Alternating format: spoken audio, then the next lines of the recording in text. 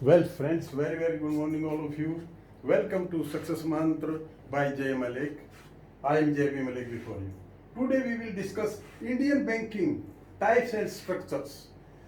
जब भी हम बैंक की बात करें, चाहे हम बैंक में हैं या बैंक से बाहर किसी दूसरी जॉब में हैं या जनरल पब्लिक है, तो हमें पता होना चाहिए कि बैंकिंग का स्ट्रक्चर क्या है, बैंक कैसे काम करते हैं, भारतवर्ष में बैंकिंग प्रणाली कैसे चलती है। तो आइए पहले हम आरबीआई की बात करते हैं, रिजर्व बैंक ऑफ इंडिया, जिसको सेंट्रल बैंक ऑफ इंडिया भी कहते हैं। तो रिजर्व बैंक ऑफ इंडिया एक अपेक्स इंस्टीट्यूशन है। ये एक सभी बैंकों के ऊपर कंट्रोलिंग अथॉरिटी है, monetary control, inflation control, note issuing authority RBI है।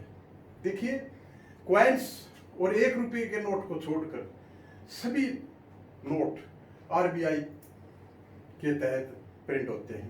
तो हम इसको दो डिवीजन में करते हैं, scheduled bank, non scheduled bank. अब शेड्यूल्ड बैंक कौन से बैंक होते हैं? शेड्यूल्ड बैंक वो बैंक हैं जिनकी कैपिटल, पेड अप कैपिटल कम से कम 5 लाख हो, जिसको राइट है रिजर्व बैंक से वो समय समय पर लोन ले सकते हैं। नॉन शेड्यूल बैंक को लोन नहीं दिया जाता एक्सेप्ट इन इमरजेंट सर्कमस्टांसेस, उनको छोड़ दिया जाए। फिर इनके ऊपर सीआरआर, एसएलआर मेंटेन करने की लायबिलिटी है, इनके ऊपर भी है, लेकिन ये रिजर्व बैंक के साथ कनेक्टेड है, ये अपनी सीआरआर, एसएलआर अपने पास रखते हैं। तो शेड्यूल बैंक की बात करते हैं। अब नॉन शेड्यूल बैंक जो रिजर्व बैंक की second schedule of RBI act 1934 के अंदर लिस्टेड नहीं है, वो नॉन शेड्यूल बैंक है। तो ये शेड्यूल बैंक की आज हम बात करेंगे। तो इसमें देखिए, एक सबसे पहले डेवलपमेंट बैंक्स या अपेक्स बैंक्स, ये क्या है? आईएफसीआई बहुत पुराना बैंक है, 1948 में क्या था। फिर आईडीबीआई है, एक्जिम बैंक है, सीडबी है, नाबार्ड है। तो ये अपेक्स इंस्टीट्यूशन है। ये क्या करते हैं? रीफाइनेंस का काम करते हैं, लोन भी करते हैं और रीफाइनेंस भी करते हैं। जब as and when there is need of fund, तो ये बैंकों को फंड प्रोवाइड करते हैं। अब अपने सेक्टर वाइज, जैसे IFCI, industrial finance corporation of India, ये 1948 में था। इसका काम था टू प्रमोट इंडस्ट्री सेक्टर। देखिए, bank are the backbone of a economic position of a country. तो इंडस्ट्री का डेवलपमेंट, एग्रीकल्चर डेवलपमेंट और ट्रेजरी सेक्टर, हमारे 3 सेक्टर हैं। तीनों सेक्टरों को एक ग्रोथ देने के लिए बैंकों का अहम रोल है। तो ये industrial financial corporation of India bank 1948 में, इसका काम था इंडस्ट्री को प्रमोट करना, बड़े बड़े उद्योग धंधे चालू करना, उनको कंट्रोल करना। उसके बाद आईडीबीआई 1964 में now merge with IDBI bank में मर्ज हो गई थी। तो इसका भी industry development bank of India, इसका भी इंडस्ट्री के क्षेत्र में फाइनेंस और रीफाइनेंस दोनों काम थे। फिर देखिए, एक्जिम बैंक क्या है? ये जनवरी 1980 में एक्जिम बैंक की एस्टेब्लिशमेंट हुई थी। ये गवर्नमेंट ओन्ड इंस्टीट्यूशन है। इसका काम है to finance and support to export and import of goods. देखिए, एक्सपोर्ट और इंपोर्ट्स एक कंट्री के बहुत अहम सेगमेंट हैं, क्योंकि देखिए, हम बाहर से इंपोर्ट भी करते हैं और एक्सपोर्ट भी करते हैं। तो इस बैंक का काम है उनको फंड्स अवेलेबल कराए। तो सीडबी क्या है? For micro finance lending to individual self help, micro finance छोटे उद्योग धंधों के लिए सीडबी है। और NABARD, national bank for agriculture rural development, ये 12 जुलाई 1982 को एस्टेब्लिश हुआ था। इसका मेन, जैसे नाम से ही इसका जैसे पता लगता है कि national bank for agriculture rural development, agriculture और रूरल डेवलपमेंट के क्षेत्र में नाबार्ड को रीफाइनेंस और फाइनेंस का जो काम है, ये अफेक्स इंस्टीट्यूशंस है। तो वो ये क्या करता? For promotion and development of agriculture, small scale industry, cottage and village industry, गांव में छोटे मोटे उद्योग धंधे और अदर एक्टिविटी में नाबार्ड की अहम भूमिका है। और कई एक एग्जाम में नाबार्ड की ये इसकी जो ये नाबार्ड है, इसकी फुल फॉर्म पूछा जाता है, इसे क्या बनता है? तो national bank for agriculture rural development, agriculture और रूरल डेवलपमेंट का काम नाबार्ड के पास है। तो मेन काम इसका ये है, ये थी एफएक्स इंस्टीट्यूशन। अब देखिए, अब कॉमर्शियल बैंक और कोऑपरेटिव बैंक, ये शेड्यूल बैंक, सारे शेड्यूल बैंक की बात कर रहा। तो पब्लिक सेक्टर बैंक में क्या है, अभी 12 हैं, जिसमें 50% से ज्यादा शेयर कैपिटल गवर्नमेंट की हो। इनको गवर्नमेंट बैंक भी बोलते हैं, गवर्नमेंट के बैंक भी बोलते हैं, पब्लिक सेक्टर बैंक। ये कभी 27 थे, कभी 28 थे, अभी इसको मर्जर के बाद अभी ये 12 बचे हैं, और हो सकता है ये 4 से 6 के आसपास हो जाए। तो इनका काम क्या है, पब्लिक सेक्टर बैंक हैं।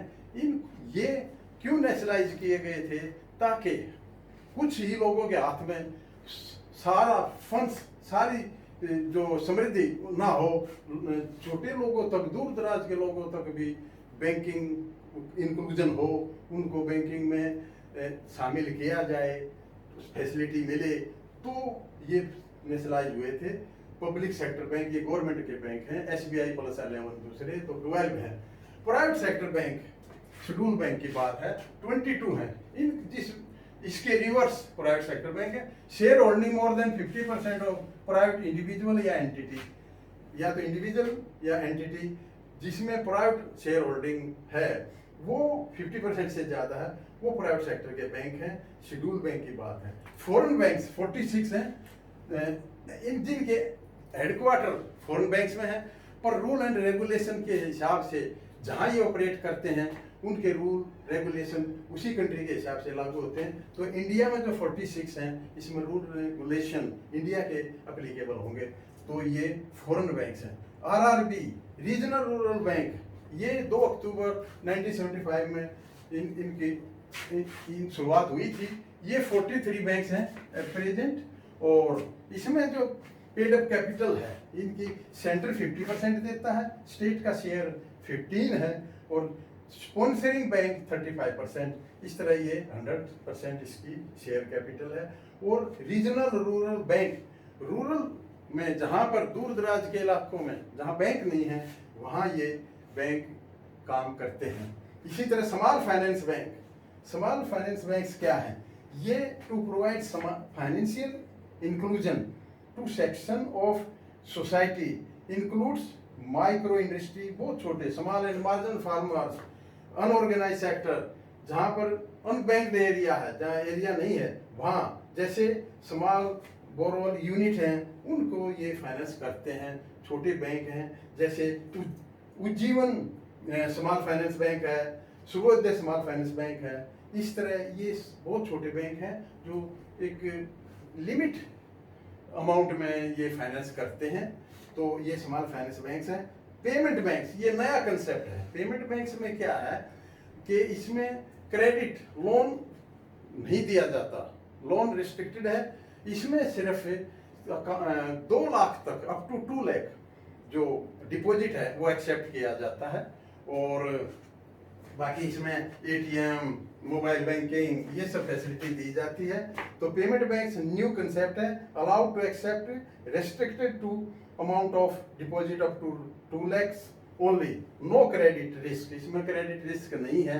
ये सिर्फ जैसे माइग्रेट लेबरर हैं, जो छोटे लोग हैं, जो बैंक में कभी जाते नहीं हैं, जिनको बैंक में शामिल करना है, ये उनके लिए है। उनको ATM card, debit card, net banking and mobile banking, credit card इनको इशू नहीं किया जाता है।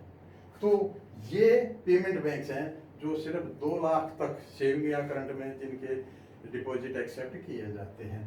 तो ये थे कॉमर्शियल बैंक। अब आइए कोऑपरेटिव बैंक, ये क्या है, ये no profit and no loss basis पे हैं। और इनमें क्या होता है, एक मैनेजिंग कमेटी होती है, association of borrowers and non borrowers की, वो फंड अवेलेबल कराते हैं। और ये एक मैनेजमेंट जो कमेटी है, वो इसको कोऑपरेटिव सोसाइटीज़ हैं जो विलेजेस में भी काम करती हैं ज़्यादातर, जो जिसका काम फसल रेंज में मेनली है। तो डिस्ट्रिक्ट सेंट्रल कोऑपरेटिव बैंक क्या है, ये डिस्ट्रिक्ट लेवल पर काम करते हैं। और state cooperative bank apex body है, ये इनसे लिंक है, अपेक्स बॉडी है। Urban cooperative bank general banking activities eight state level पे, ये अर्बन में काम करेंगे, ये रूरल में। और इसी तरह लैंड डेवलपमेंट बैंक है, ये लॉन्ग टर्म फाइनेंस फार्मर को जो देना है, तो ये शॉर्ट टर्म की है, तो ये long term finance to farmers है, और इसमें कोई डिपॉजिट एक्सेप्ट नहीं होता है। तो ये एक स्ट्रक्चर है हमारा इंडिया का, Indian banking type as on date. उसके बाद चेंजेस हो सकते हैं, फिलहाल ये है। तो जब भी कोई बैंकिंग की बात हो तो दिमाग में इसकी एक पिक्चर आ जानी चाहिए, और इसको आप जेरॉक्स कॉपी कर सकते हैं कि कैसे बैंकिंग हमारा स्ट्रक्चर है, क्या टाइप है, कौन सा बैंक क्या काम करता है। तो friends, I think it is okay. Have a nice day. Thank you.